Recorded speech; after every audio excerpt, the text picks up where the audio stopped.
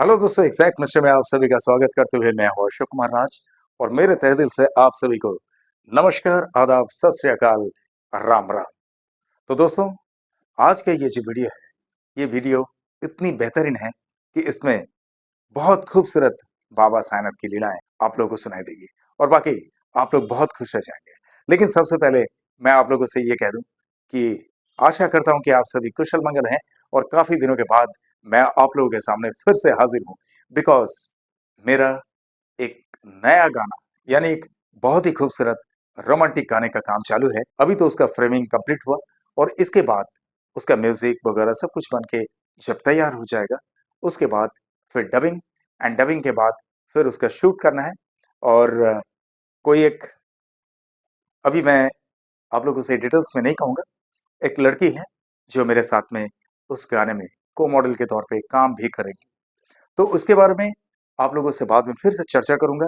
और जब गाना पूरी तरह से कंप्लीट हो जाएगा तो थोड़ा सा पार्ट आप लोगों को रिलीज करने से पहले, यानी आप लोगों तक पूरा गाना पहुंचाने से पहले, थोड़ा सा ट्रेलर के हिसाब से मैं जरूर सुनाऊंगा। खैर, आज फिर से मैं आप लोगों के सामने शुरू कर रहा हूं बाबा साईंनाथ की एक खूबसूरत लीला के साथ में ये वीडियो।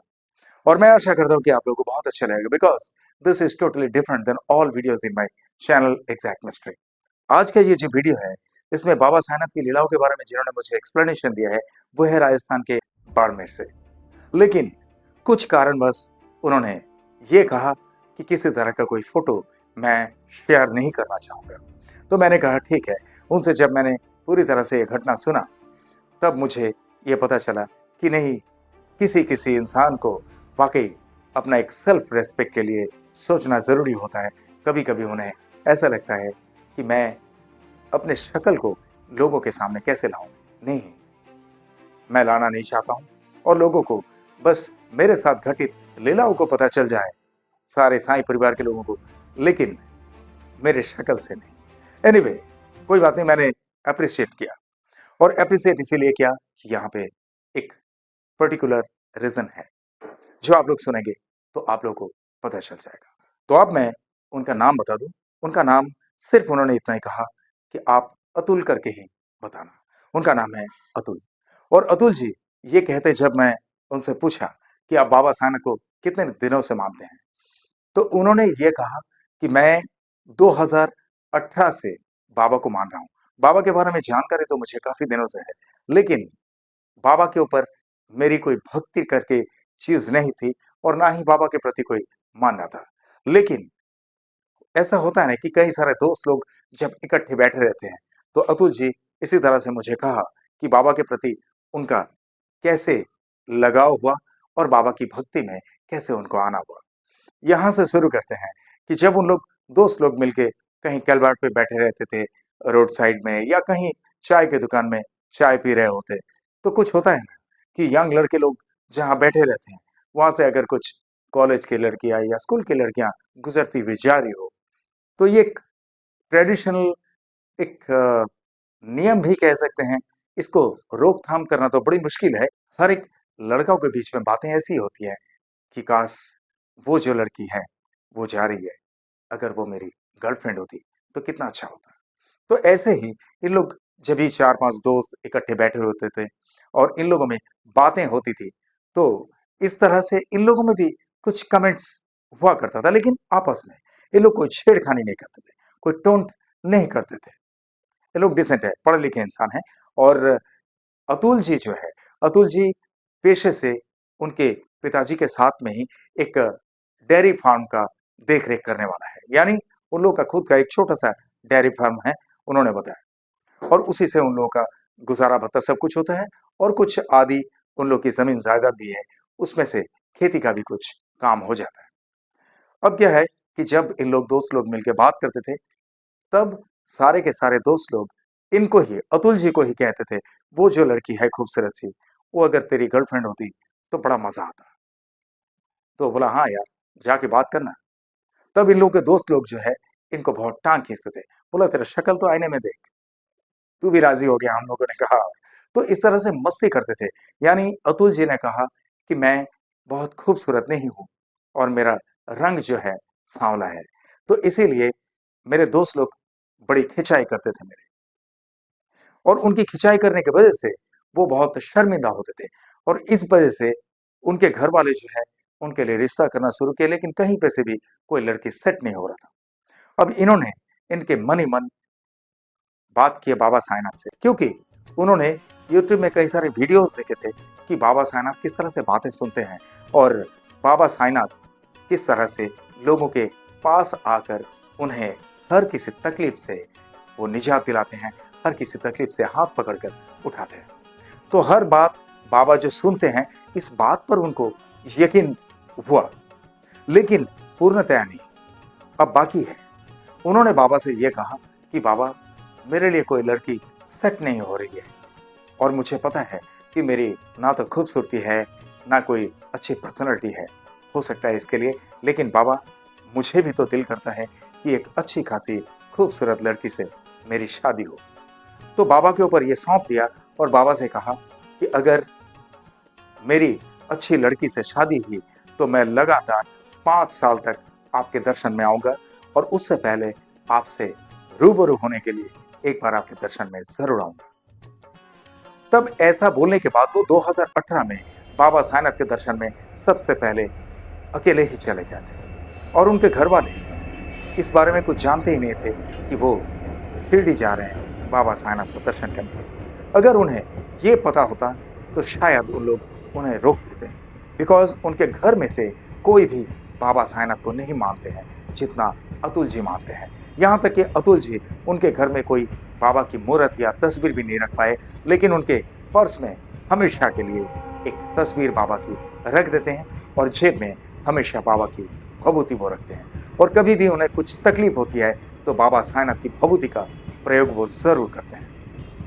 अब हुआ क्या कि वो 2018 में घूम के तो आए, बाबा के पास दर्शन करके आए, और बाबा से रूबरू होके सारा कुछ कह दिया, उनकी मन की बातें जितनी भी थी। और ऐसे में क्या हुआ कि घर पे आने के बाद अपने कामकाज में लगे, और उसके कुछ ही दिनों के अंदर कोरोना काल शुरू हो गया, फिर लॉकडाउन, और लॉकडाउन की स्थिति तो हम सबको पता है।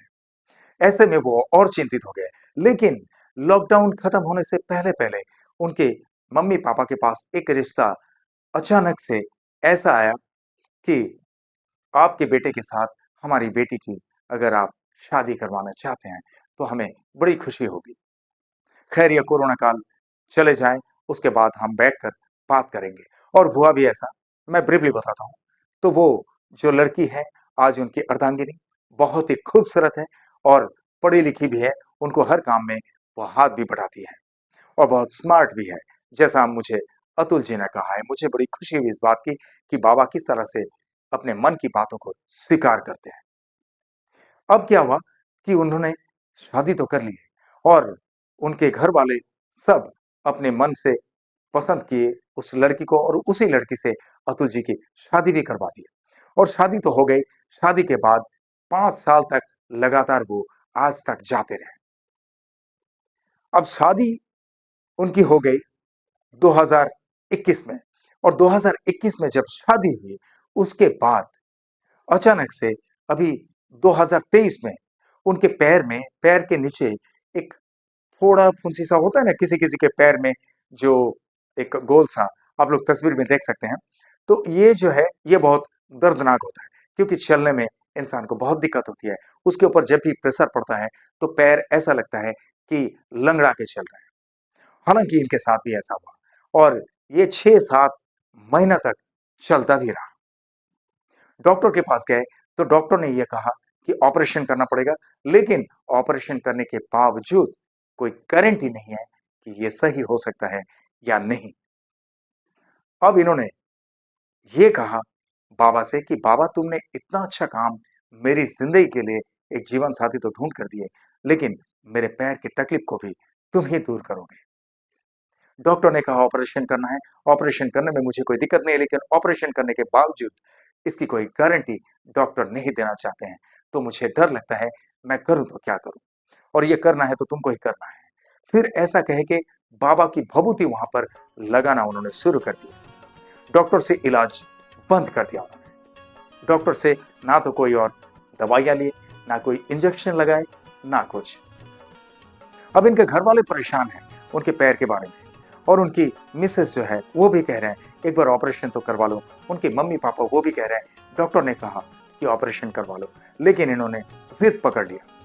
इन्होंने अपने मम्मी पापा से ये नहीं कहा कि मेरे पास बाबा साईंनाथ की भभूति है, उसका मैं प्रयोग कर रहा हूं, ये नहीं कहा, क्योंकि ये कहेंगे तो उन लोग परेशान हो जाएंगे, अरे मेरा बेटा पागल हो गया, क्योंकि वैसे भी उन लोग बाबा साईंनाथ की इतना मानते नहीं है। अब हुआ क्या कि जैसे 5-6 महीने बीता, तो 5-6 महीने बीतने के बाद ये लोग हस्बैंड एंड वाइफ बाइक से कुछ दूरी तक उन लोग जा रहे थे किसी काम से, और ऐसे टाइम पे उन लोगों को कहीं पे भूख लगी रास्ते में ही, और उन लोगों ने सोचा कि किसी रिफ्रेशमेंट में जाके थोड़ा बहुत कुछ स्नैक्स वगैरह खा लेते हैं, समोसा चाय कॉफी वगैरह व्हाटएवर। तो ऐसे ही किसी एक रेस्टोरेंट के अंदर गए और वहां पे जाके थोड़ा सा हल्का जो जलपान करते हैं, तो उन्होंने भी ऐसे ही वहां पे से कुछ खाना वाना खा के चाय कॉफी पीकर और निकल रहे थे। और निकलते हुए बाहर देखे जहां पर उन लोग बाइक रखे हुए थे, बाइक पार्किंग किए थे, उस बाइक के पास जैसे आए तो वहां पे देखा कि वो जो बाजा बजाते हुए और अपने ही अपने शरीर में जो चाबुक मारते हैं, आप लोगों ने देखे होंगे, ये अक्सर मुंबई में दिखाई देती है, लेकिन हर जगह पे दिखता है कि नहीं मुझे तो पता नहीं, पर उन्होंने कहा उनकी निगाह पे वहां भी मिला, यानी बाड़मेर शहर में ही उनको देखने को मिला। अब ये कहा कि एक लड़का, कुछ 18-19 साल का एक लड़का था, जो इस तरह से वो चाबुक मार मार के लोगों से कुछ खाना भी मांग रहे थे या पैसा मांग रहे थे, और उनके साथ में उनके ही घर वाले कोई जो एक ढोलकी बजा रहे थे, जो इस तरह का एक ट्रेडिशनल स्टाइल है, अक्सर रास्ते में दिख जाते हैं। लेकिन यहाँ पर एक सवाल है कि वो तो उन्हें दिखे, अब वो जो लड़का है वो चाबुक मारते हुए इनके पास आया, बोला साहब हमें भूख लगी है, कुछ खाना खिला दो। अब डायरेक्टली जब ऐसा कहा, उन्होंने पैसा नहीं मांगा, कुछ नहीं मांगा, तो खाने के लिए बोले। अब उनकी मिसेस ने कहा कि जाइए आप इनके लिए कुछ लेके आइए। तो वो तुरंत बोला ठीक है, तुम लोग को कितने जन हो तुम लोग? बोला हम लोग 2 जन हैं, मैं और मेरी मम्मी। तो ये सुनने के बाद उन्होंने बोला अच्छा ठीक है, तो आप लोगों के लिए मैं अभी ला के देता हूँ, आप रुको थोड़ा। तो वो दुकान में गए और वहां पे से 4 समोसे लिए, 4 समोसे और 2 कोल्ड ड्रिंक लेकर उन लोगों को ला के दिए। बोला ये आप लोग लीजिए। तो वो बड़े खुश हो गए, और खुश होने के बाद वो जब वो समोसा और कोल्ड ड्रिंक लेके जाने लगे, तब इनसे एक बात कहा कि बाबूजी आप जैसे ही घर पे पहुंचेंगे ना, तो सब आपका सही हो गया। अब मेरा रोंगटा खड़ा हो गया, बस इतना ही कहा। अब अतुल जी उनसे सवाल किया, ए सुनो सुनो सुनो भाई, क्या कहा तुमने? बोला आप जैसे घर पे पहुंचेंगे ना, तो सब सही हो जाएगा, कोई दिक्कत नहीं।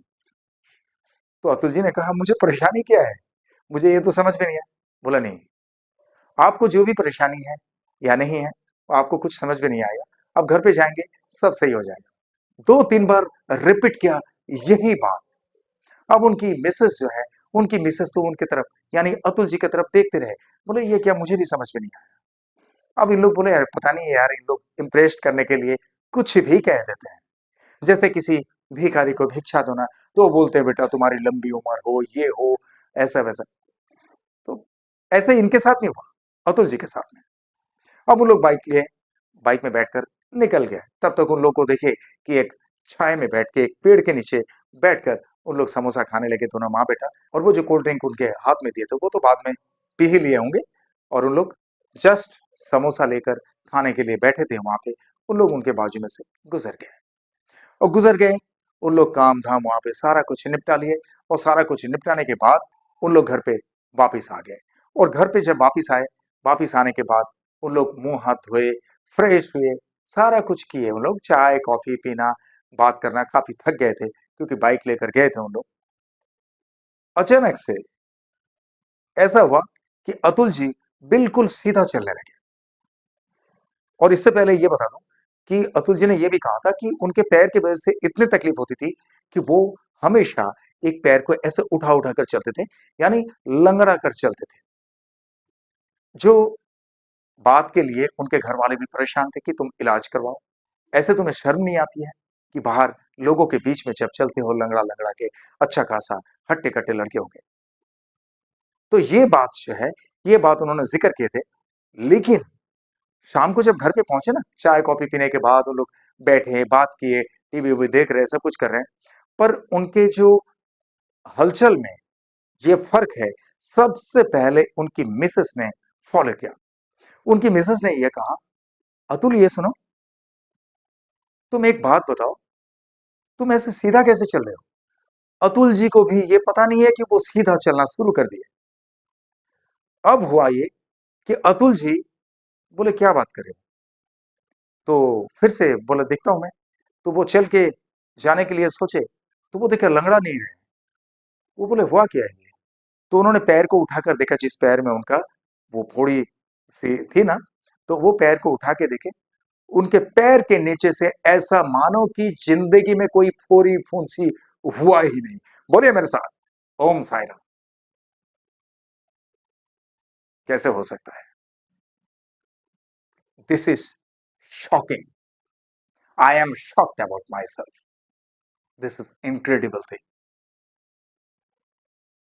मैं अतुल जी से कहा, गलती आपकी नहीं है। अक्सर हर एक हमारे साई परिवार के भाई और बहनों से यही गलती होती है, बार बार होती है। क्यों पता है? कि बाबा यहां पर लिख के नहीं लाते हैं, I am Sai and you are my devotee. Never. Baba को रिकॉग्नाइज करना, बाबा को आइडेंटिफाई करना, this is not a simple joke.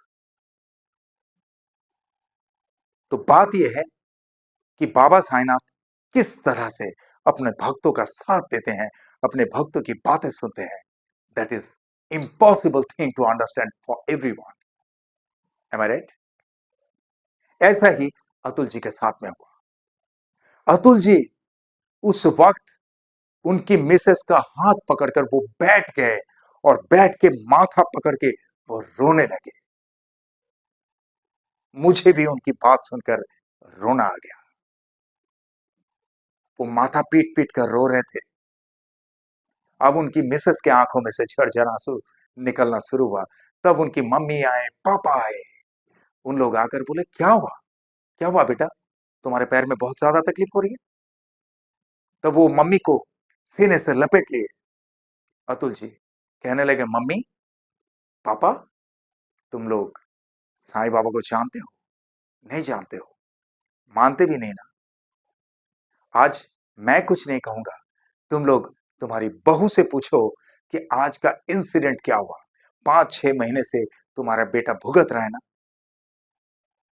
लेकिन तुम लोग को पता है, मैं मेडिसिन लेता रहा, और वो मेडिसिन कौन सा, ये आप लोग को बताता हूं।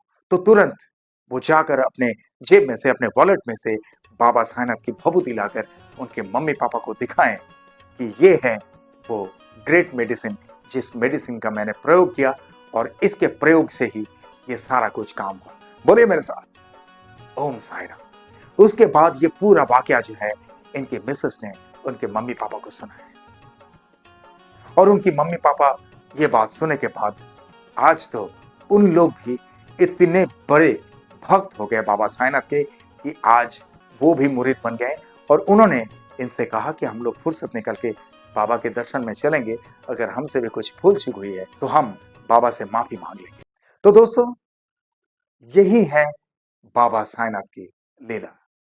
अब आप लोग हर बार की तरह कमेंट में जरूर लिखना कि वो जो चाबुक मारकर भिक्षा मांगने वाला था, जो अतुल जी से खाना मांगकर लिए थे, वो कौन थे?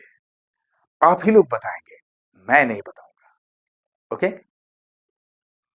तो चलिए, अब मैं यही कहूंगा कि अतुल जी के साथ साथ में उनके पूरे परिवार पर बाबा साईनाथ की कृपा हमेशा इसी तरह से बरसते रहे, इसी तरह से बनी रहे। इसके लिए बाबा साईनाथ से प्रार्थना जरूर करना, और अतुल जी के मन में और उनके पूरे परिवार के मन में बाबा साईनाथ के प्रति भक्ति में कभी कोई टगमगाहट ना आए, इसके लिए भी बाबा साईनाथ से प्रार्थना जरूर करना। और आप लोगों के साथ में भी बाबा साईनाथ की लीला इसी तरह से कुछ घटित हुई, तो मेरे अंडरलाइन में दिए हुए इस नंबर पे सीधा मुझसे संपर्क कर सकते हैं, या तो मुझे व्हाट्सएप में वॉइस मैसेज के जरिए भी भेज सकते हैं, या तो आप वीडियो के जरिए भी अपने साथ घटित लीलाओं को भेज सकते हैं। मैं आपके साथ घटित हुई लीलाओं का वीडियो भी इसी तरह से एग्जैक्ट मिस्ट्री चैनल पर लेकर आऊंगा। I promise it. और जिस तरह से आप लोगों ने मुझे प्यार देते आए हैं, जिस तरह से आप लोग मुझे प्यार करते आए हैं, इसी तरह से हमेशा आप लोग के प्यार की जरूरत है। आप लोग का प्यार मेरे लिए सिर्फ प्यार नहीं, आप लोग का प्यार मेरे लिए आशीर्वाद है। आप लोग का प्यार हमेशा मेरे सराखों पे है। और इसीलिए आप लोग का प्यार और मेरे साईं की कृपा अगर मेरे साथ में हो तो I can do a lot of things. और इसीलिए आप लोग अपने दिल में एक छोटी सी जगह जरूर रखना जहां पर अशोक कुमार राज वो एग्जैक्ट मिस्ट्री हमेशा के लिए रह सके। ओके।